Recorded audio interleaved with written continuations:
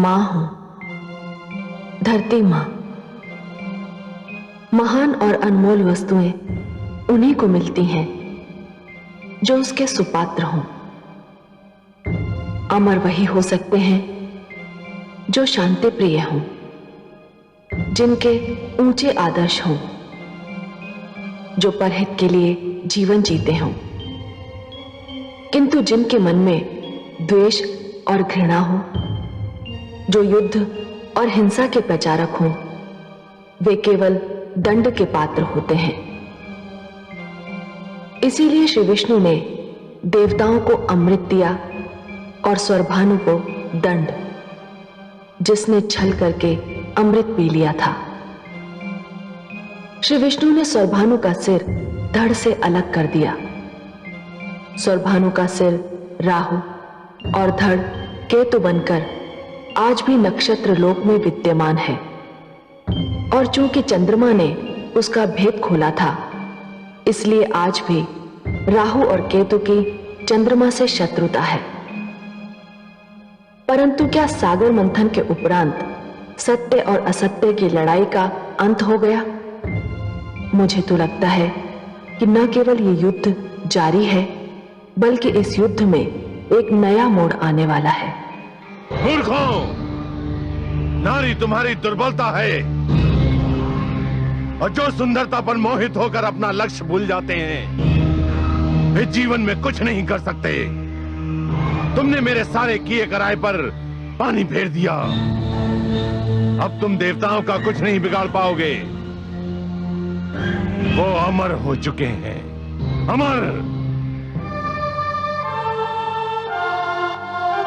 ठहर जाइए, कौन है आप लोग?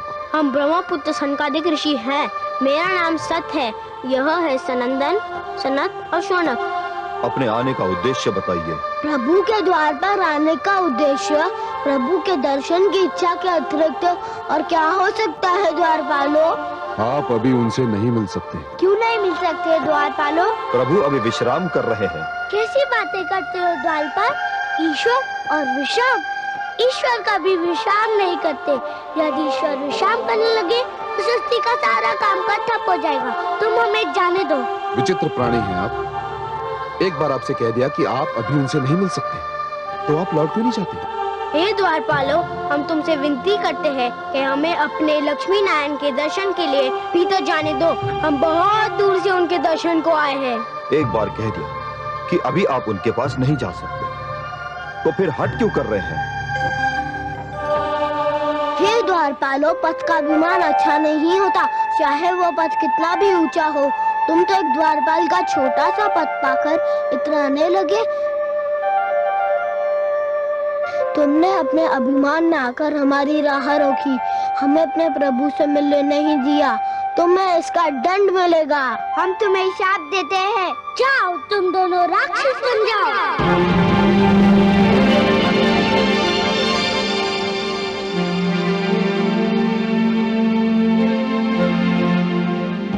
हे ऋषिगण, विष्णु लोक में आपका स्वागत है।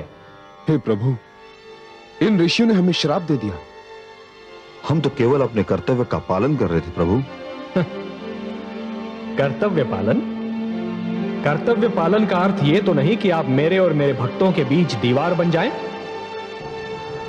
आप दोनों से घोर अपराध हुआ है और इस अपराध का दंड तो मिलना ही था। हे जय, हे विजय, जिस प्रकार वृक्ष और उसकी जड़ का नाता कोई नहीं तोड़ सकता, उसी प्रकार मेरे और मेरे दर्शनाभिलाषी के बीच कोई नहीं आ सकता। मेरे दर्शनार्थी मेरी संपत्ति है जय, और स्वयं मैं उनकी संपत्ति हूं। हम दोनों का एक दूजे पर समान अधिकार है। जब भी कोई ईश्वर और भक्त के बीच आने का प्रयास करेगा, किसी न किसी रूप में अवश्य दंड पाएगा।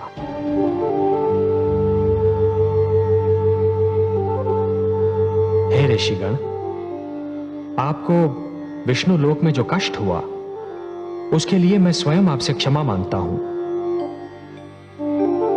हम धन्य हो गए प्रभु, आपके दर्शन हुए, हमारा जीवन सफल हो गया। हमारे जीवन का तो एक ही उद्देश्य है, आपकी आराधना और उपासना। आपको देखा तो हमारे नेत्रों की तृप्ति हो गई। प्रभु, उनसे कहिए कि मैं क्षमा कर दें। हे सर्वेश्वर, हमें इनके शाप से मुक्ति दिलाइए। नहीं विजय, यह नहीं हो सकता। ऋषि का शाप धनुष से निकला हुआ बाण होता है। उसे न रोका जा सकता है और ना ही वो लौट सकता है। हे ऋषिगण, मैं आपसे यह तो नहीं कह सकता कि आप इन दोनों को अपने श्राप से मुक्त कर दीजिए। इन मूर्खों से जो भूल हुई है उसके लिए वो दंड के पात्र तो हैं, पर इन्हें यह तो बताइए कि इन्हें यह दंड कब तक भोगना होगा। क्या आपके श्राप से मुक्ति पाने का कोई मार्ग नहीं है? हाँ है। हे सर्वेश्वर, हमारे शाप से मुक्ति पाने का एक ही मार्ग है। आपके द्वारपाल जय और विजय को हमारे शाप के कारण 3 बार राक्षस योनि में जन्म लेना होगा और तीनों बार आपसे वैर करना होगा और वो तीनों जन्मों में आपके हाथों मृत्यु प्राप्त करनी होगी। पहले जन्म में जय और विजय हिरण्याक्ष और हिरण्यकशिपु बनकर जन्मेंगे और आपके हाथों मर जाएंगे। जय और विजय कुंभकर्ण और रावण के रूप में आएंगे और आपके राम अवतार द्वारा मृत्यु लोक में भेजे जाएंगे। तीसरे जन्म में यह दोनों कंस और शिशुपाल बनकर आएंगे और श्री कृष्ण के हाथों मरेंगे। बस इसके उपरांत इनकी मुक्ति हो जाएगी। हे सर्वेश्वर, आपकी जय हो, जय हो।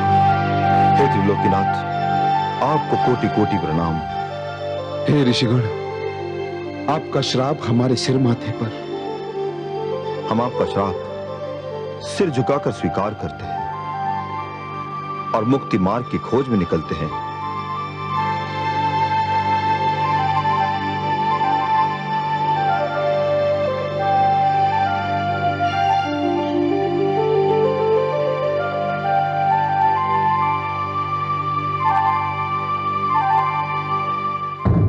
मैं मां हूं, धरती मां।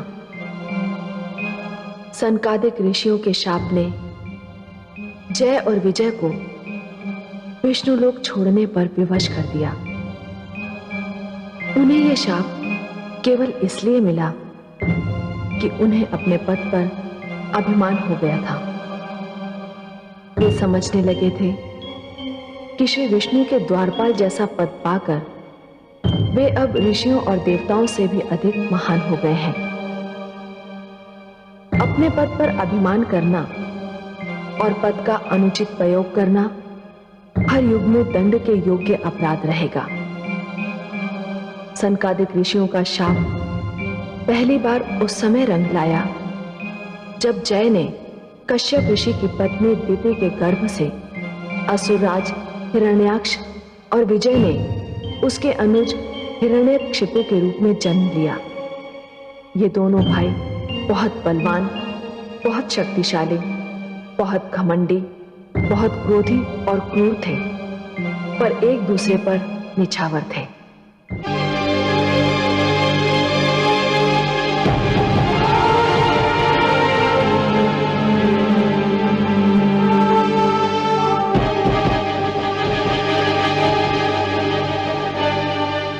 सावधान!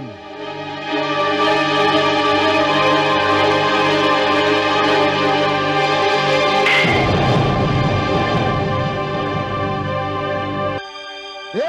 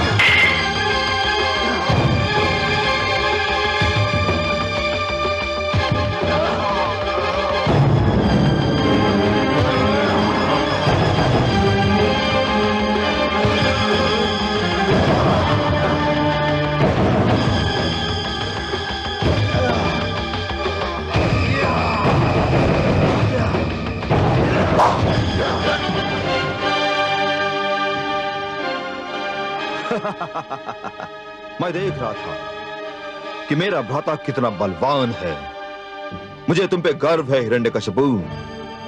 तुम केवल मेरे भ्राता ही नहीं, मेरा दाहिना हाथ भी हो। भ्राताश्री, मैं जो भी हूं आप ही के कारण हूं। मेरे मन में आपके लिए आदर ही आदर, स्नेह ही स्नेह है।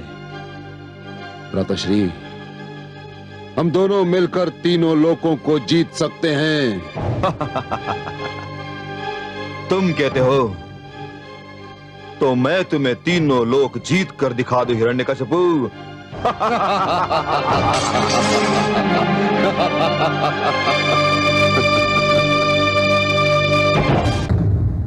मैं मां हूं, धरती मां। हिरण्याक्ष ने तीनों लोक जीतने की धुन में संसार में आतंक का ऐसा बवंडर उठाया कि मानवता कराह उठी। वो बहुत अत्याचारी और निर्दयी राजा सिद्ध हुआ। उसके युग में विनाश और आतंक ने ऐसा नंगा नाच नाचा कि संस्कृति और सभ्यता ने लजाकर आंखें झुका ली। उसने जीवन की हर मधुरता को, हर सुंदरता को ऐसी निर्दयता से कुचला कि मैं घबरा गई। चारों ओर आग ही आग, रक्त ही रक्त दिखाई दे रहा था। वो निर्दयी मेरी ओर बढ़ा। मेरे तो प्राण सूख गए।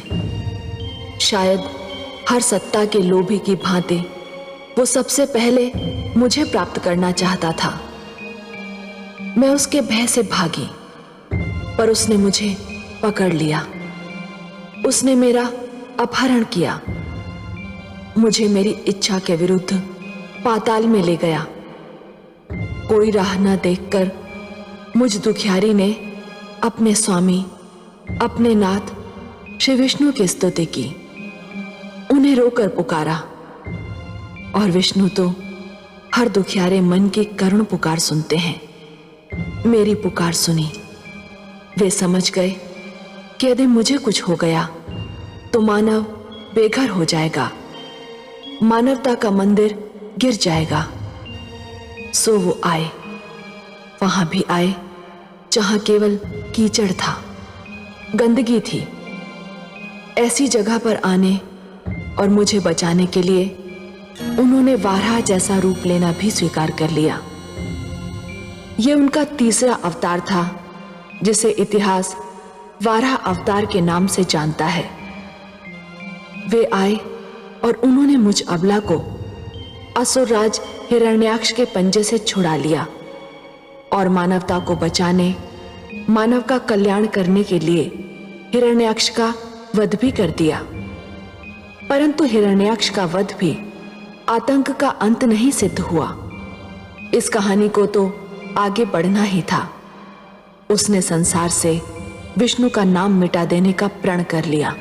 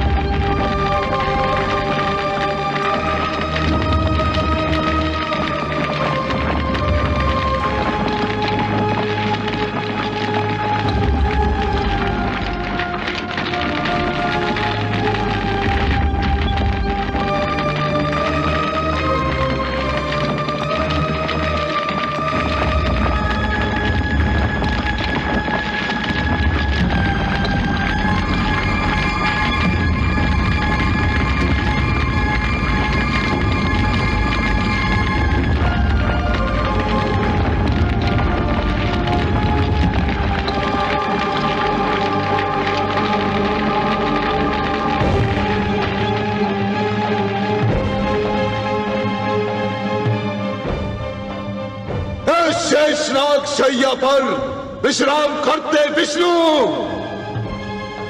स्वयं को जीवन और मृत्यु का स्वामी समझने वाले विष्णु, सावधान सावधान हो जाओ।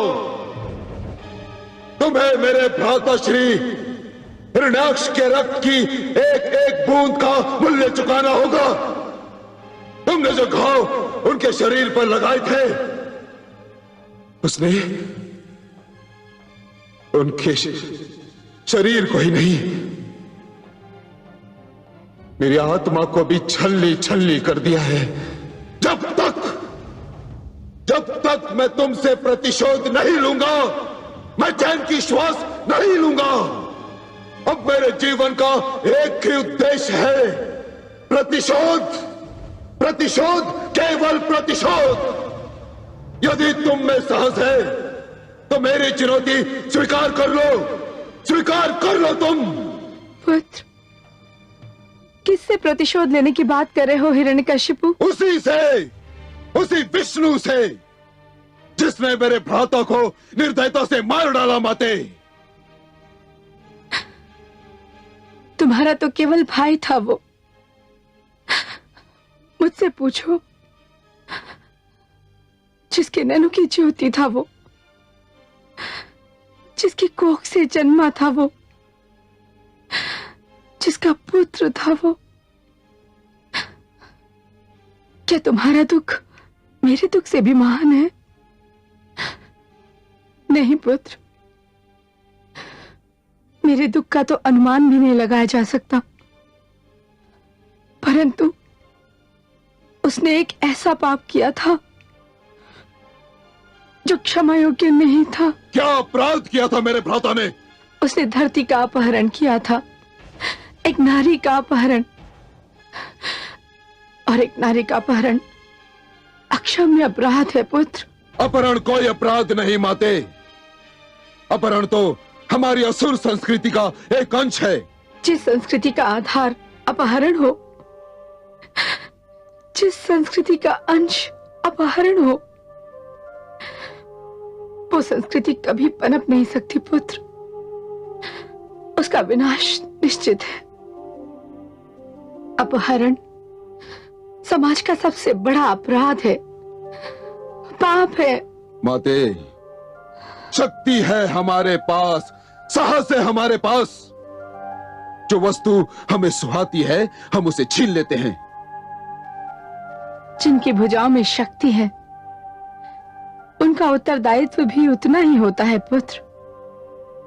वे नारी की रक्षा करते हैं, उसका अपहरण नहीं। नहीं माते, हमारी शक्ति पर कोई भी उत्तरदायित्व अंकुश नहीं लगा सकता।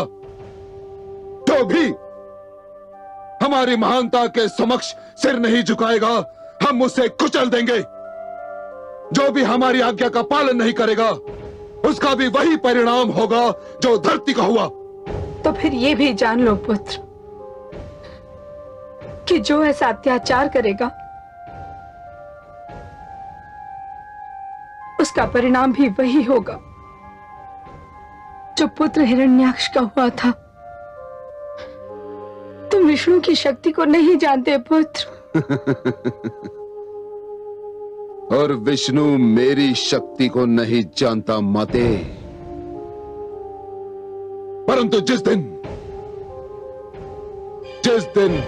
मैं उसे उसकी शेष शैया से नीचे घसीट लूंगा, उसके सिंहासन को डामाडोल कर दूंगा, उस अभिमानी से उसकी सारी शक्ति और देवताओं से उनका प्रताप छीन लूंगा। उस दिन माते, उस दिन वो मेरी शक्ति जान लेगा, भली भांति जान लेगा। ऐसा मत कहो पुत्र, ऐसा मत कहो।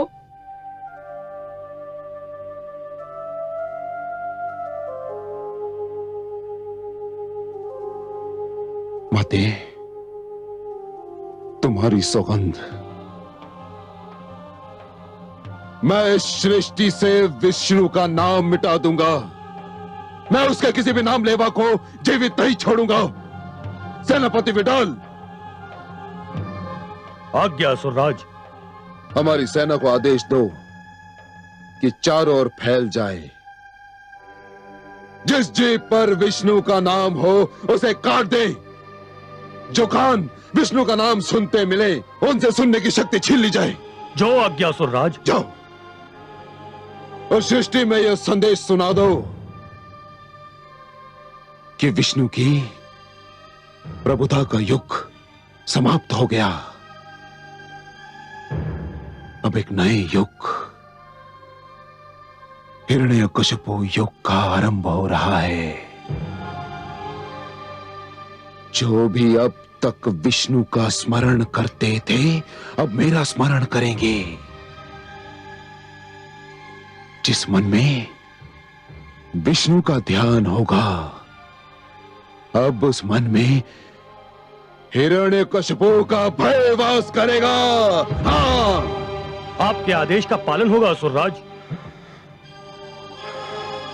नहीं नहीं, ये क्या करे हो पुत्र? अपना आदेश लौटा लो, रुक जाओ। ये अनर्थ ना करो पुत्र। ये अनर्थ नहीं, सर्वथा उचित है देवी। विष्णु के षड्यंत्र का उत्तर है।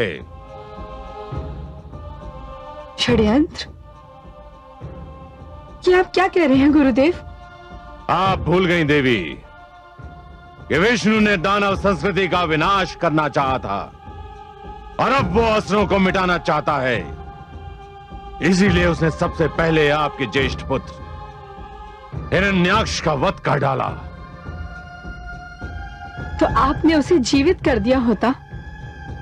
आपके पास तो संजीवनी मंत्र था। मैं जीवित कर देता, मैं अवश्य जीवित कर देता आपके पुत्र को, परंतु उसे विष्णु ने स्वयं मारा था और जिसे विष्णु स्वयं मार डाले उसे पुनर्जीवित करना असंभव है। मुझे खेद है देवी कि मैं आपके पुत्र हिरण्याक्ष को पुनः जीवित करने में असमर्थ रहा।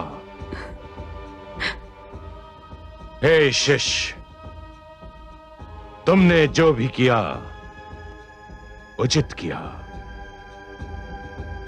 पर इससे केवल विष्णु को स्मरण करने वालों का ही सर्वनाश होगा। विष्णु का कुछ नहीं बिगड़ेगा। गुरुदेव, ये तो मेरे अभियान का पहला चरण है। इसके उपरांत तो मैं सीधा विष्णु पर प्रहार करूंगा। बहुत चतुर है विष्णु, बहुत शक्तिशाली भी। उससे टक्कर लेने के लिए तुम्हें अपार शक्ति की आवश्यकता होगी। वो ज्वाला है, तुम्हें ज्वालामुखी बनना होगा। वो वायु है, तुम्हें आंधी का रूप लेना होगा। वो चंद्रमा की भांति शीतल है, तुम्हें सूर्य की भांति दहकना सीखना होगा। वो नदी की भांति शांत है, तुम्हें ज्वार की भांति उमड़ना होगा। हे गुरुदेव, ये कैसी शिक्षा दे रहे हैं आप? गुरु तो अपने शिष्य को कल्याण का मार्ग दर्शाता है। आप तो मेरे पुत्र को विनाश का मार्ग दिखा रहे हैं। शांत रहो माते, शांत। ये तो गुरुदेव के महान कथन हैं। इसका एक एक अक्षर के समक्ष मैं अपना सिर झुकाता हूं। गुरुदेव, मुझे प्रकाश दीजिए, मुझे ज्ञान दीजिए, मेरा पथ प्रदर्शन कीजिए, मुझे आदेश दीजिए। तुम्हें ऐसी शक्ति प्राप्त करनी होगी शिष्य, जिसे कोई परास्त ना कर सके। स्वयं विष्णु भी नहीं, मैंने ऐसी शक्ति प्राप्त कर ली थी, परंतु विष्णु ने छल से उसकी महत्ता घटा दी। उसने देवताओं को अमृत पिलाकर अमर बना दिया। अब मेरी शक्ति से भी महान शक्ति तुम्हें प्राप्त करनी होगी। उस शक्ति को प्राप्त करने के लिए मुझे क्या करना होगा गुरुदेव? तुम्हें तप करना होगा शिष्य, घोर तप, अपूर्व तप, अपार तप, ऐसा तप जिसका संसार में उदाहरण ना मिले। विष्णु का तप नहीं, क्योंकि वो देवताओं का पक्षपाती है, वो तुम्हें कुछ नहीं देगा। शिव का भी नहीं, क्योंकि वो मैं पहले कर चुका हूं। तुम्हें ब्रह्मा की तपस्या करनी होगी, वही केवल तुम्हारी तपस्या के भुलावे में आ सकते हैं। और फिर तुम उनसे वो वरदान मांगना जो मैं तुम्हें बताऊंगा। गुरुदेव की जय हो। गुरुदेव, मैं आज ही तपस्या के उद्देश्य से असुर लोक छोड़ दूंगा। मुझे आज्ञा दीजिए गुरुदेव।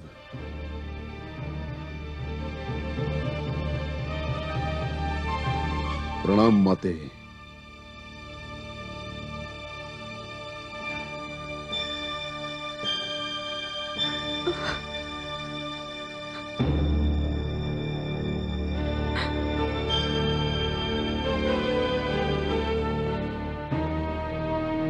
महारानी कयादू, कहां हैं आप? महारानी कयादू,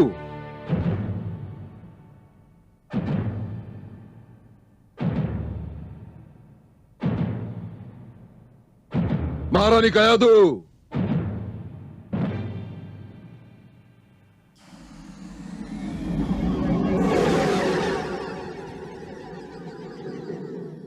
महारानी कयादू,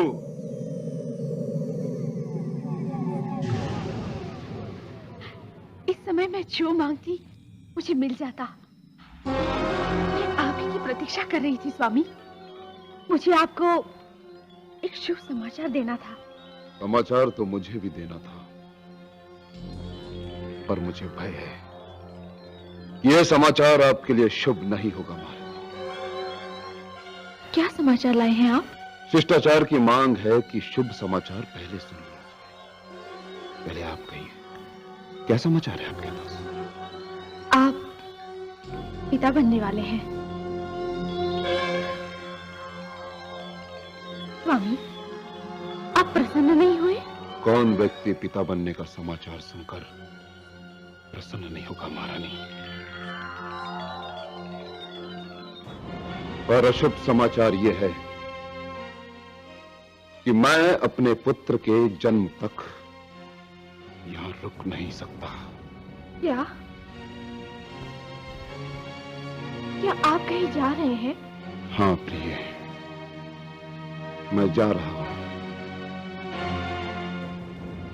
विष्णु से प्रतिशोध लेने की शक्ति को प्राप्त करने। तपस्या पर जाने से पहले मैं तुमसे विदा लेने आया था। मुझे तनिक भी ज्ञान नहीं कि तप सफल होने में मुझे कितना समय लग जाए। स्वामी, आप मुझे इस अवस्था में छोड़कर चले जाएंगे? विवशता है प्रिय, विवशता। मैंने प्रण ले लिया है। और मेरी रक्षा कौन करेगा? आप मुझे किसके आश्रय छोड़े जा रहे हैं? जब तक आप नहीं आएंगे तब तक मैं क्या करूंगी? आपकी रक्षा में कोई कमी नहीं रहेगी महारानी। सेनापति विडाल। आज्ञा सुराज। मैं गुरुदेव के आदेशानुसार तप करने के उद्देश्य से असुर लोक छोड़कर जा रहा हूं।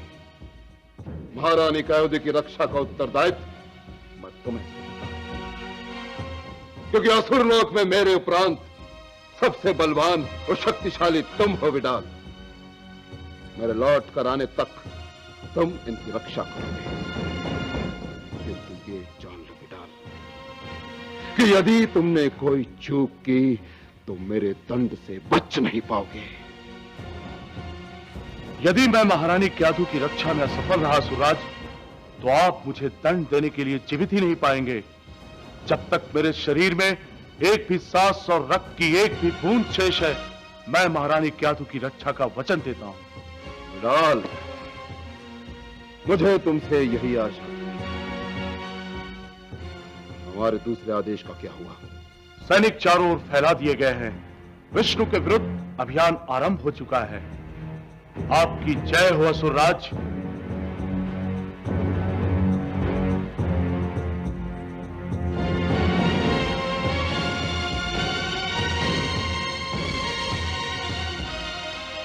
अब मुझे निश्चिंत होकर विदा करो प्रिय।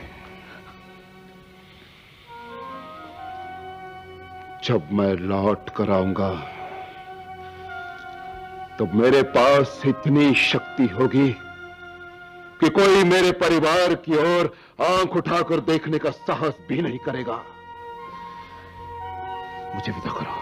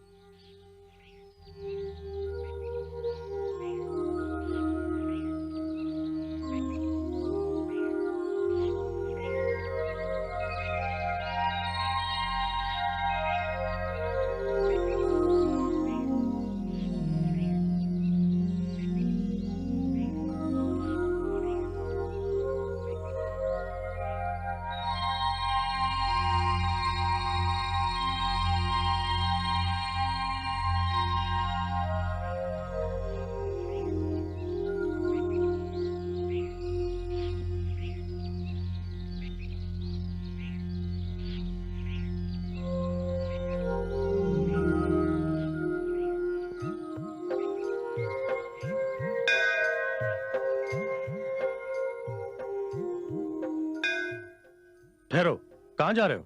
मंदिर में। क्यों जा रहे हो मंदिर में? अपने विष्णु भगवान की पूजा करने, जो मैं नित्यदिन करता हूं। कल भी की थी, आज भी करूंगा। कल की थी, आज नहीं करोगे। कल तुम्हारे लिए विष्णु की पूजा का अंतिम दिन था। क्यों? ये कैसी अनोखी बात कर रहे हो तुम? मैं ठीक कह रहा हूं। असुरराज हिरण्यकशिपु का आदेश है कि कोई विष्णु भगवान का नाम नहीं लेगा, कोई उसकी पूजा नहीं करेगा, कोई उसका स्मरण भी नहीं करेगा। मैं तो लूंगा उनका नाम, वही मेरे ईश्वर हैं।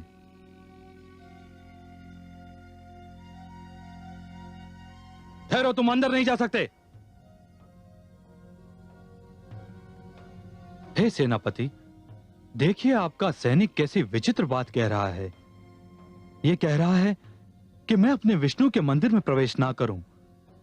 आप इसे समझाइए कि विष्णु का नाम तो मेरे रोम रोम में बसा हुआ है। अच्छा, तो तुम्हारे रोम रोम में बसा हुआ है विष्णु का नाम। अब मैं निकालता हूं तुम्हारे रोम रोम से विष्णु का नाम। विष्णु! हे सर्वेश्वर! क्या बात है प्रिय?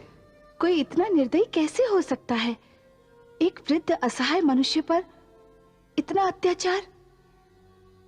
कमल नयन हिरण्यकशिपु आप पर क्रोधित है, पर क्रोध उतार रहा है निर्दोष मानव पर। आपकी क्रोधाग्नि कब भड़केगी? आप किस बात की प्रतीक्षा कर रहे हैं? समय की महादेवी, समय की। किस समय की? उस समय की जब हिरण्यकशिपु की गागर भर जाए। समय? गागर? मैं आपकी बातें समझने में असमर्थ हूं जगदीश्वर।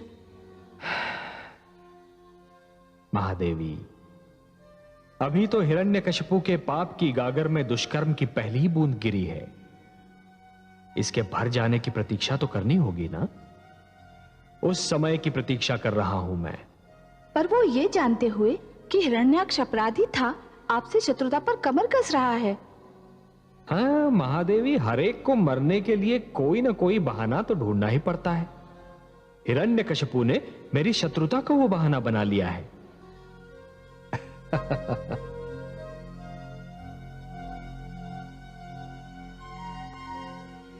हे देवगण, हिरण्यकशिपु ने श्री विष्णु के विरुद्ध अभियान आरंभ कर दिया है। हमें चुप नहीं बैठना चाहिए। परंतु देवेंद्र, हिरण्यकशिपु भला हमारे भगवान विष्णु का क्या बिगाड़ सकता है? राई कभी पर्वत के सामने टिक नहीं सकती देवराज। पर यदि हमारे होते श्री विष्णु को हिरण्यकशिपु को दंड देने का कष्ट स्वयं उठाना पड़े तो हमारे लिए इससे बड़ी लज्जा की बात और क्या हो सकती है? सागर मंथन के समय उन्होंने हमारी जो सहायता की वो हमारे लिए एक ऋण के समान है। यह तो सत्य है देवराज। यदि उन्होंने सहायता न की होती तो अमृत की प्राप्ति असंभव हो जाती। पर देवराज, अब हम करेंगे क्या? हम हिरण्यकशिपु की तपस्या भंग कर देंगे। तपस्या भंग?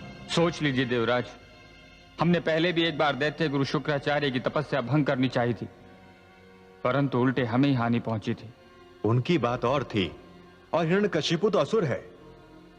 इस बार हम कोई भूल नहीं करेंगे और श्री विष्णु का ऋण चुकाने का यही अवसर है। ओम ब्रह्मदेवाय नमः। ओम प्रजापतये नमः। ओम ब्रह्मदेवाय नमः। ओम प्रजापतये नमः। ओम ब्रह्मदेवाय नमः। ओम प्रजापतये नमः।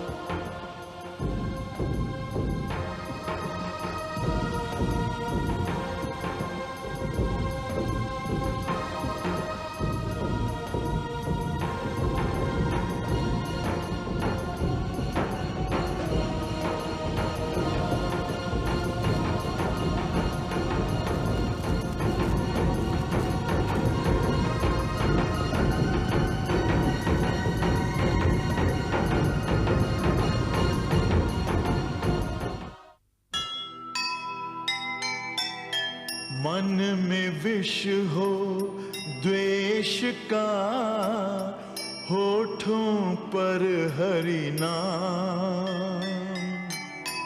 ऐसे तप का देखिए क्या होगा परिणाम। हर युग में इतिहास की रही सदा यह रीत। सत्य असत्य के युद्ध में हुई सत्य की जीत, हुई सत्य की जीत।